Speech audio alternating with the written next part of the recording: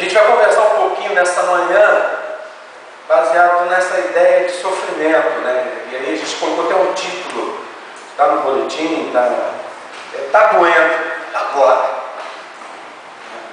O que eu faço? Está doendo. Né? E diante das crises, né?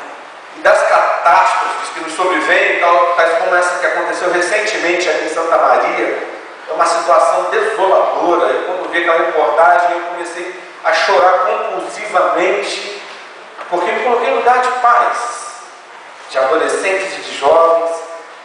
Mas quando nós vivemos e vivenciamos situações como essa, seja na nossa vida, seja na vida alheia, quando lidamos com questões do sofrimento, da dor, muitas perguntas começam a povoar as nossas mentes, criativas e às vezes justas, mentes humanas, ou pelo menos nós achamos que sejam. Porque há uma necessidade de sabermos os porquês, não é isso? Nós não nos contentamos em ficar, como diz a moçada, no vácuo. A gente precisa saber o que aconteceu, o que está acontecendo. Não conseguimos ficar sem respostas convincentes para os nossos questionamentos e principalmente diante da dor. Só que nem sempre as temos. Só que nem sempre as teremos. Porque muitas coisas não podem ser explicadas. Muitas vezes nós até tentamos nos consolar uns aos outros e dizemos: um dia saberemos o propósito disso tudo. Talvez não. Ou talvez, às vezes, tentamos consolar um outro dizendo: olha, fica tranquilo, na glória nós vamos saber. Eu acho que tem coisa que na glória não será nem necessário mais saber, não interessa mais. E talvez tenham coisas que não tenham que ser explicadas mesmo. Mas é fato que nós criamos em nossas mentes a ideia de que toda e qualquer dor humana é injusta. Você vive com isso ou você é diferente de mim? Nós criamos e nutrimos uma visão de mundo onde o ser humano que passa pela dor é como se ele estivesse sendo violentado, injustiçado. Ele não poderia passar por isso. E isso fica mais forte ainda quando é comigo. Eu não posso sofrer. Eu não posso sentir dor. E nós temos muitos argumentos para isso. Alguns acham que são filhos do rei, por serem filhos do rei não podem sofrer. Outros acham que são fiéis, que têm feito cada vez menos coisas erradas, têm mais acertos do que erros, então por isso não deveriam sofrer. E são tantos argumentos. Só que na verdade, irmãos, a dor humana, o sofrimento humano, não tem a ver com justiça ou com injustiça, mas tem a ver com o ser humano, tem a ver com a saga humana. A dor é algo inerente à existência humana nesse contexto imperfeito onde nós vivemos. Não há como estar inserido nesse contexto de mundo sem esperar que em algum momento doa. Esse contexto que é resultado da escolha e da decisão da própria raça humana de deixar Deus em segundo plano, enquanto não descartá-lo completamente. Vai doer. É por isso, ser humano dói. É por isso que viver, muitas vezes, dói. E viver não é ruim, vale a pena. Vale a pena. A gente precisa aprender de alguma forma a lidar com isso. Benin propôs isso no filme dele, não foi? A vida é bela, lembra? Ganhou o Oscar 90 e uma coisa aí. A vida é bela. E esse filme ajuda a gente a enxergar um pouco a vida, porque lembra da história um pouquinho? Ele judeu, filhinho judeu, refém de Hitler num campo de concentração. Às vezes quando dá um marrom, cada vez menos telhado, o marrom fica mais acentuado ainda. Mas num campo de concentração, e ele decide agir para que o filho dele não amargasse e não acumulasse marcas de sofrimento daquela desgraça que estava acontecendo na vida dele. E ele propõe um jogo. Ele propõe um jogo, diz assim: olha, filho, nós estamos num grande game. No final, o vencedor vai ganhar um tanque. É por isso que no final, quando o tanque aparece, há uma felicidade do menininho. Por quê? Era aquilo que tinha sido combinado. Então, se esconda agora. Não come, não coma, não fale. Percebe? Tudo o que acontecia tinha um propósito. De certa forma, a mensagem que ele passa ali para a gente é diante dessa realidade humana, do sofrimento e da dor, é de olhar o copo não como quase vazio, que a nossa tendência é essa, mas olhar o copo como quase cheio.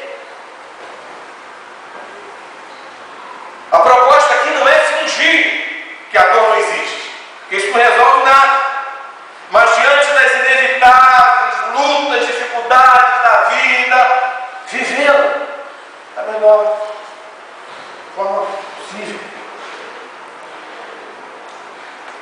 Quando é possível. As reações humanas, nós somos humanos e sabemos disso. A dor, elas transitam entre quebrantamento e arrogância. Já viu? Diante da dor. A dor pode quebrantar um coração, levando a pessoa a buscar conforto, tanto no relacionamento com Deus, como também no relacionamento com as outras pessoas. Olha, me ajuda, estou sofrendo, está doendo muito, e a gente pede socorro. Mas ela também pode levar a pessoa à loucura de desandar a boca contra Deus, contra os céus, e duvidar de tudo, e até mesmo negar a essência, a existência desse Deus, levando essa pessoa que sofre, às vezes até ao isolamento, tanto em relação a Deus, como em relação ao próximo. A dor é capaz de fazer isso. Essa constatação deve nos levar a uma pergunta, porque não adianta a gente ficar aqui só patinando em cima da dor, do sofrimento, a coisa é assim, é assada, cozida. Isso tem que nos levar a algum lugar. E aí surge uma pergunta: como lidar com as crises de dor frequentes na existência humana? Eu não tenho a resposta. Te peguei. Mas eu quero fazer uma proposta, se você me permitir. Você me permite? Eu quero fazer uma proposta. Diante dessa situação inevitável, a proposta que eu quero fazer é olhar para o divino. Ou seja, diante da dor e consciente da sua impotência em relação a ela, o humano deve olhar para o divino. É uma proposta que eu quero fazer. Ela de alguma forma já agrada o teu coração? Dá para a gente conversar um pouquinho mais sobre isso? Então vamos em frente. Por que eu estou propondo isso? Porque quando nós olhamos, quando o humano, impotente, fraco, diante da dor, do sofrimento, olha para o divino, ele faz algumas descobertas. E são descobertas tão importantes que podem determinar a forma como nós reagimos, trazendo um saldo positivo para a nossa reação em relação ao sofrimento, em relação à dor. Não é fórmula mágica, não é receita de bolo, mas é proposta, uma proposta simples de alguém que está do mesmo lado que você. E nós, já que falamos de descobertas, quando nós olhamos para o divino, a primeira descoberta que nós fazemos, que o divino, que Deus, sabe o que é dor.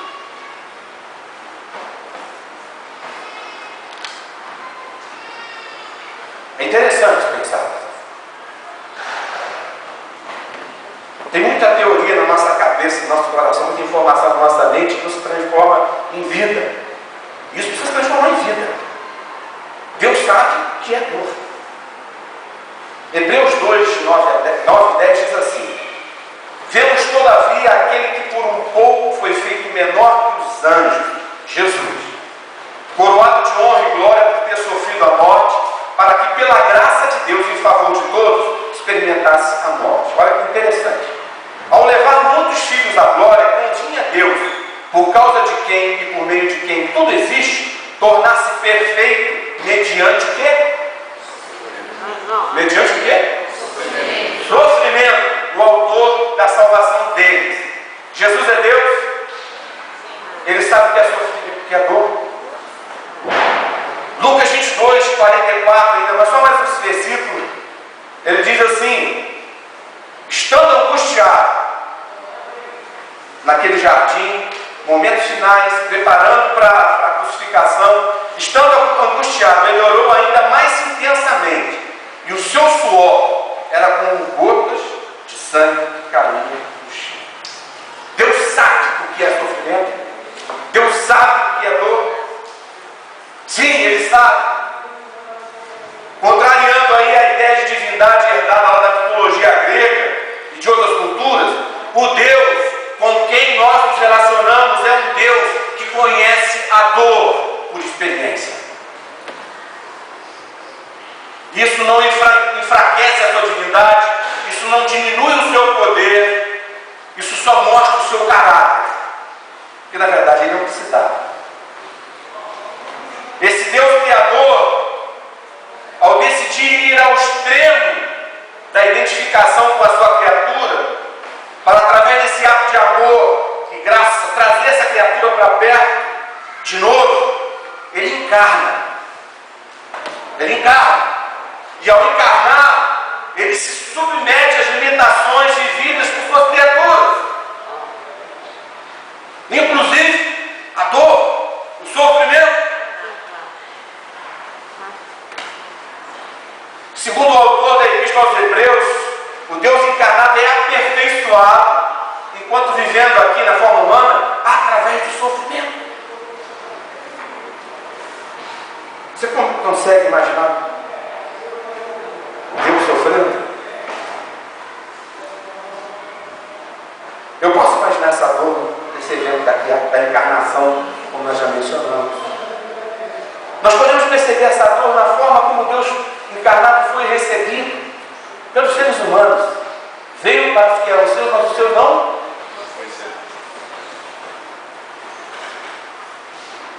Alguém que já foi rejeitado? Já se sentiu rejeitado? É bom? Nós podemos perceber essa dor quando esse Deus encarnado olha para Jerusalém e chora por Jerusalém. Quando no velório do seu amigo ele chora na morte do seu amigo. Podemos perceber essa dor na crucificação e no sentimento de abandono que ela proporcionou, porque ali teve um momento que o Deus encarnado bradou: Deus meu, por que me desamparaste? Ele sentiu só sofrimento, dor. O profeta Isaías, ele escreve um livro de dor, no capítulo 53 do seu livro, que é Atribuído ao Céu, Sofredor, ao Deus encarnado. E ali ele descreve um pouco desse sofrimento. Eu não pus aqui, mas eu queria ler. Ele começa dizendo assim, só ouça, preste atenção. Ele cresceu diante dele como um broto tenro, como uma raiz saída de uma terra seca. Ele não tinha qualquer beleza ou majestade que nos atraísse. Nada havia em sua aparência para que o desejasse. Olha só o verso 3. Foi desprezado e rejeitado pelos homens. Um homem de dores, experimentado no sofrimento, como alguém de quem os homens escondem o rosto, foi desprezado. E nós não o tínhamos em estima.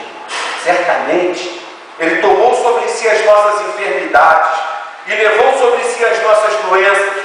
Contudo, nós o consideramos castigado por Deus atingido e afligido. Mas Ele foi traspassado pelos por causa das nossas transgressões e foi esmagado por causa das nossas iniquidades.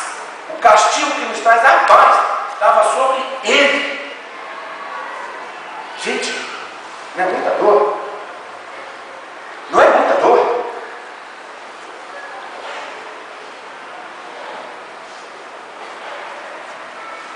O que precisa ficar claro no primeiro momento para nós, diante do sofrimento, quando decidimos olhar, o humano olha para o divino, o que ele enxerga é um Deus que sabe o que é dor.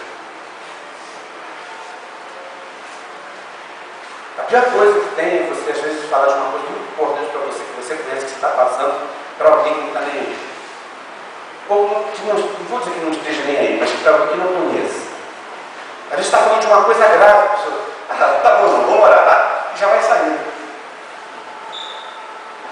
Aí se passa. Né? Às vezes é por ignorância, não conhece. A gente vive isso, quem passou por depressão, quem tem passado por depressão, sabe o que eu estou dizendo? Você não tem nada visível que diga que você está com depressão.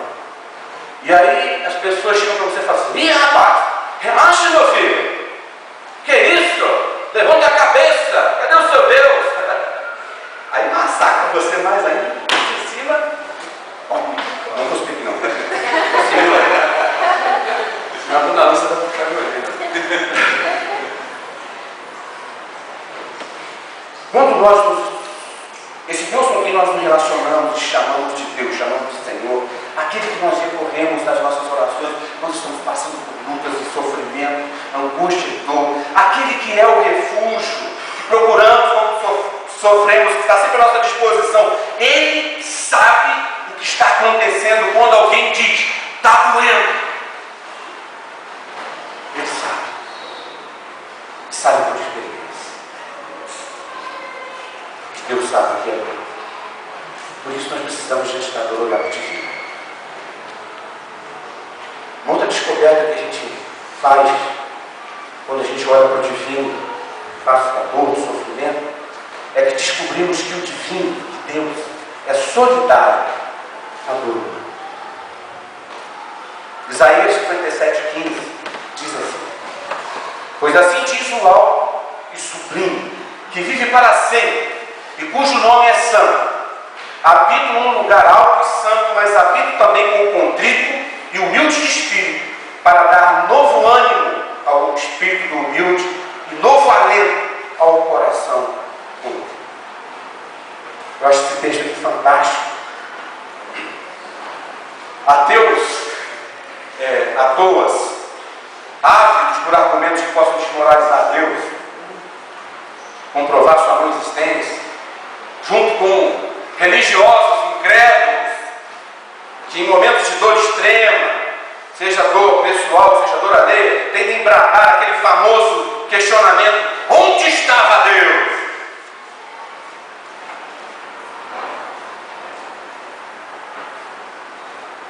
A resposta é tão simples: Deus está com quem sofre. Deus está com quem sofre. Sempre. O Deus que sabe o que é dor estará sempre junto ao que sofre. Porque há algo no caráter de Deus muito diferente do caráter humano. Nós, seres humanos, do alto do nosso egocentrismo, escolhemos onde está e com quem está pensando, na maioria das vezes, somente em nós mesmos. O lugar, o ambiente que eu escolho para estar, será sempre aquele que não me inflige a dor. As pessoas escolhidas para a companhia serão sempre aquelas que não nos associem à dor. Eu vou andar com quem está sofrendo? Aí eu vou ter que ficar ali ouvindo? Não. Assim é esse caráter egoísta humano. Mas Deus, esse Deus que conhece a dor, movido por amor, um amor inexplicável, com misericórdia e graça indescritíveis, ele decide estar com quem sofre. Não há como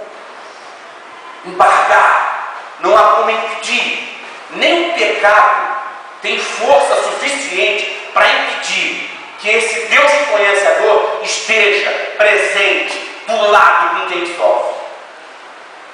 Nem mesmo o inferno, com todos os seus capetas, é capaz de fazer isso. E ele manifesta a sua presença de várias formas. Nós falamos não faz muito tempo que nós, igreja, às vezes nos orgulhamos de ser a única revelação e marca da presença de Deus na terra. Uma grande mentira, um grande engano. Porque Deus manifesta a sua presença de várias formas, da forma como Ele quiser. Ele está manifestando a sua presença junto àqueles que sofrem, levantando, colocando pessoas, através de pessoas que ouvem e ajudam, através de ombros amigos, lá na tragédia de Santa Maria, através de voluntários cheios de compaixão, através de pessoas sérias, algumas sérias ligadas ao poder público, que cumpriram o seu papel ali, que teve também isso. Deus está manifestando ali a sua presença, e até mesmo na forma de um consolo sobrenatural, inexplicável, que de repente toma o interior, o coração daquele que sofre, trazendo calma. Crente ou não, trazendo calma. Crente na nossa ótica ou não, trazendo calma, paz. E a pessoa fica até atônita sem saber explicar, porque vivendo aquela realidade ele consegue sentir o que está sentindo.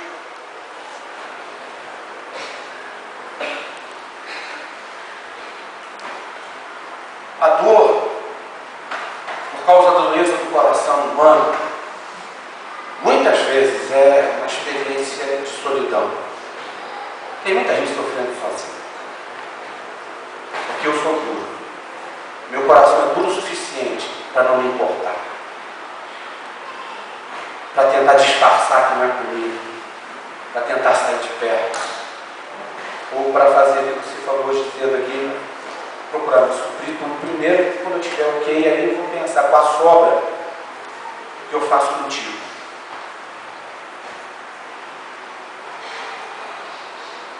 Mas quando olhamos para Deus encarnado, diante do sofrimento e para as suas preferências, para o seu caráter, seu amor, sua graça, misericórdia, podemos ter a convicção de estar sempre em boa companhia, suficiente companhia para aquele momento. Mesmo diante da dor mais intensa, com suas dores, não estaremos só. Podemos ter certeza de que Ele não se ausenta, não abandona, mas socorre, cuida. Isso faz sentido para você? Então vamos para a última descoberta. Diante da dor, do sofrimento, quando o humano olha para o divino, ele descobre também que o divino pode aliviar. Mateus 11, 28 e 30, o clássico dos Evangelhos, diz: venham a mim, todos os que estão cansados e sobrecarregados, e eu lhes darei descanso. Tomem sobre vocês o meu jugo e aprendam de mim, pois sou manso e humilde de coração, e vocês encontrarão descanso para as suas almas, pois o meu jugo é suave e o meu fardo é leve. Eu fiz questão de escolher esse texto, porque esse texto aqui, ele não zera coisa. Tem alguns textos que a gente pode, na nossa interpretação, tentar zerar, dizer assim, então eu vou para o Senhor, zerou, acabou, interrompeu os processos e não tem mais problema. Não é verdade. Porque aqui fala que existe um fardo ainda, que existe um jugo. É suave, é leve, mas existe. Uma coisa que nós não podemos esquecer nunca, toda a mobilização divina em direção à encarnação, nessa encarnação que deixou marcas eternas do divino, teve como único objetivo o alívio do sofrimento da dor humana causada pelo afastamento de Deus como consequência do pecado. Foi para isso. E depois que Jesus encarnou, Ele nunca mais foi o mesmo. Não é mais o mesmo. Mudou. A crucificação e todo o sofrimento tinham como objetivo o alívio desse sofrimento humano. O ato da cruz foi Deus resolvendo o problema da justiça para que sobrasse para nós e restasse para nós, seres humanos, graça e misericórdia. Porque se nós tivéssemos que lidar com a justiça, desculpa a expressão que eu vou usar, porque nós estávamos ferrados. Isso aqui não é expressão de culto, né, gente? O pessoal fala lá no net, mas é a nossa linguagem, né? Você não fala isso na tua casa? Eu também falo, estou para falar também, casa de papai.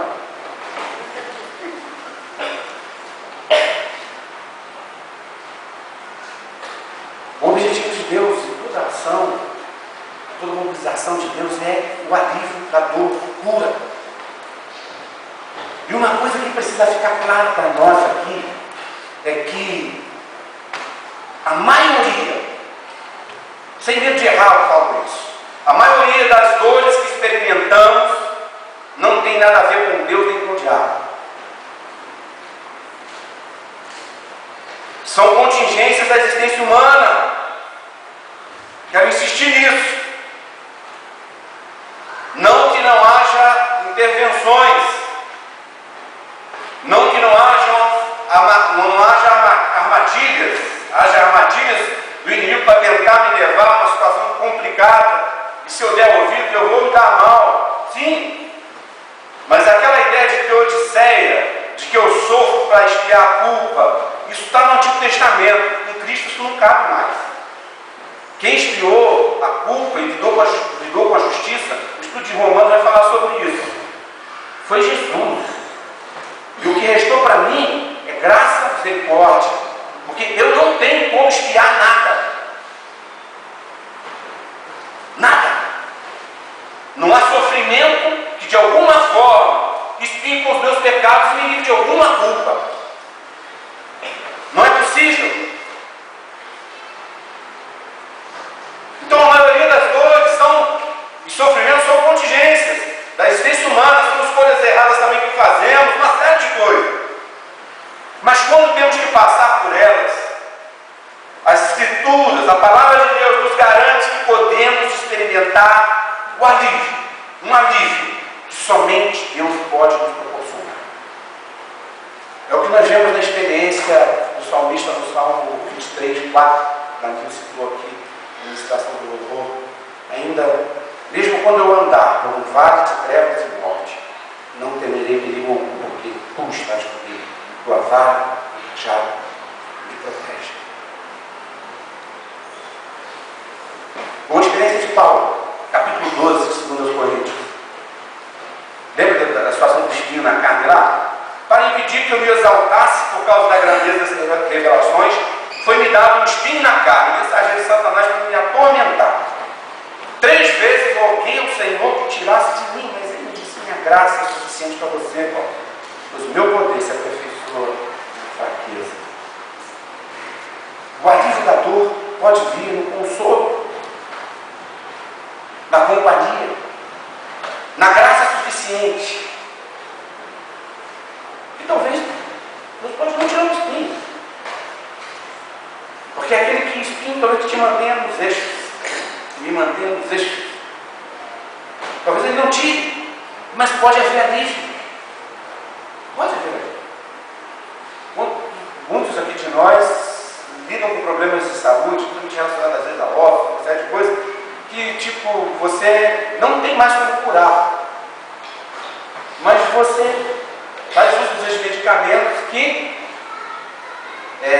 retardam o processo, ou aliviam a dor.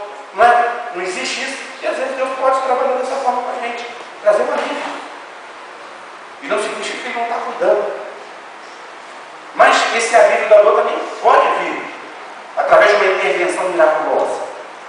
Pode vir. Os processos de dor também podem cessar por uma intervenção divina, uma ação poderosa, amorosa, dessa fonte de vida que é o nosso Deus. Como alguns que a gente vê nos relatos dos evangelhos, por exemplo, capítulo 7 de Lucas, Jesus ressuscitando o filho único da viúva. Havia um processo de dor instalado ali, e Jesus intervém. delator cercou. Isso é possível, ele pode agir assim. A filha de Jairo, lembra? O pai, desesperado, pedindo ajuda, demorou. A gente acha, demorou, ficou ali engatado, aquela mulher apareceu. Que coisa complicada, tinha que aparecer essa mulher logo agora. E aí, antes de ir para casa, vem a notícia: morreu tua filha, cara. Larga esse homem aí, esquece, o problema vai enterrar tua filha. E aí, Deus intervém naquele processo de dor, traz a vida.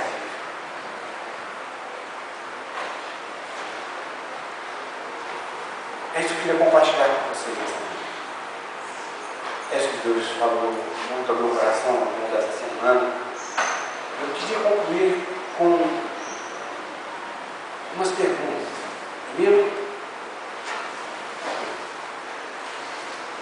qual é a tua dor? Eu lembro que eu mudei aí, não sei. Qual é a tua dor? Qual é a tua dor? Não maqueie, diante de Deus não precisa fazer isso. Seja honesto, você mesmo com o Senhor. Qual é a tua dor? A segunda pergunta é: quem é o teu Deus?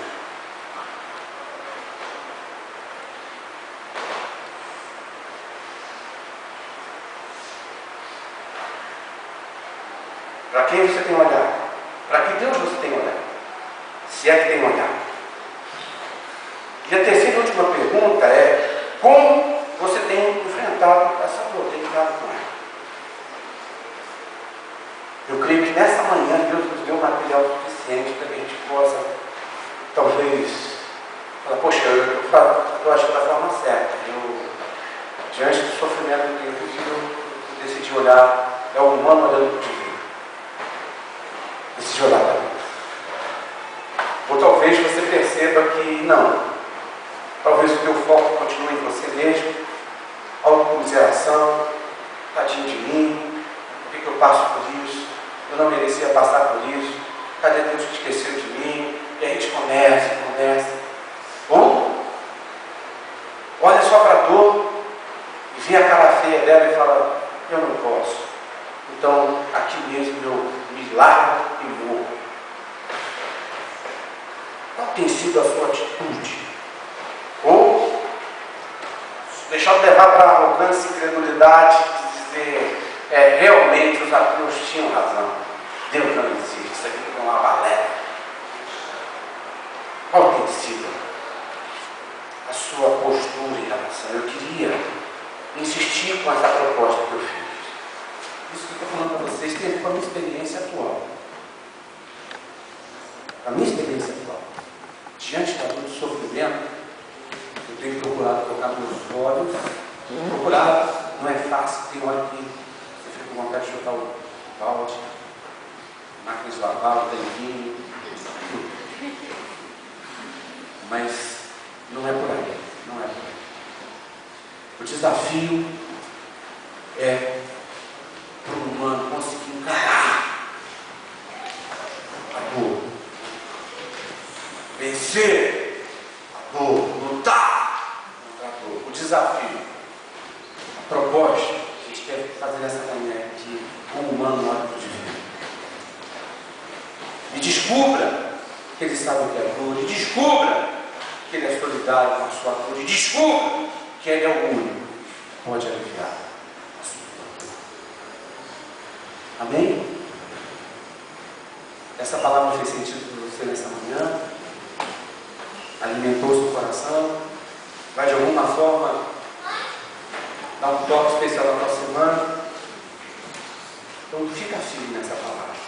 Não na palavra do céu, esqueça do céu. A palavra de Deus proclamada nesse lugar através do Senhor. Amém? Tem um refrão cantado pelo seu Jorge. Sabe o seu Jorge do Negão, Black Power?